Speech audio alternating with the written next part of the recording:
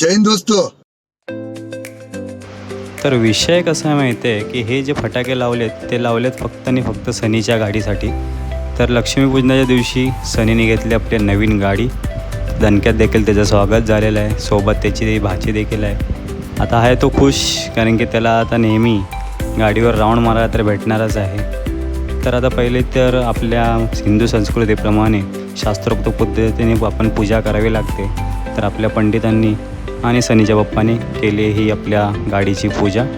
संपूर्ण पूजा झाली व्यवस्थित. पण हे पावसाने काय बाबा पिछा सोडला नाही. दिवाळीच्या दिवसात आम्ही पाऊस लावायचा असतो, पण हा पाऊस वरनं पडतो आहे. तर एवढ्या पावसात देखील आम्ही पूजा करायचं ठरवलेलं आहे. कारण की आपल्या हिंदू परंपरेनुसार जर आपली एखादी नवीन गोष्ट घरी आणायची असेल तर ती आपली असते लक्ष्मी. तर लक्ष्मीचं स्वागत तर दणक्यात झालं पाहिजे. तर शास्त्रोक्त पद्धतीने ही पूजा प्रारंभ झाली. पंडितजी आणि सनीच्या बाप्पाने गाडीची व्यवस्थित यथासांगपणे पूजा केलेली आहे.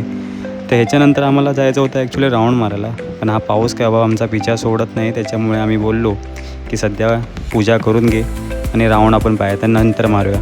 तर जेव्हा पण आम्ही आता फिरायला जाऊ त्या टायमिंगला देखील आपला नवीन ब्लॉग येईल.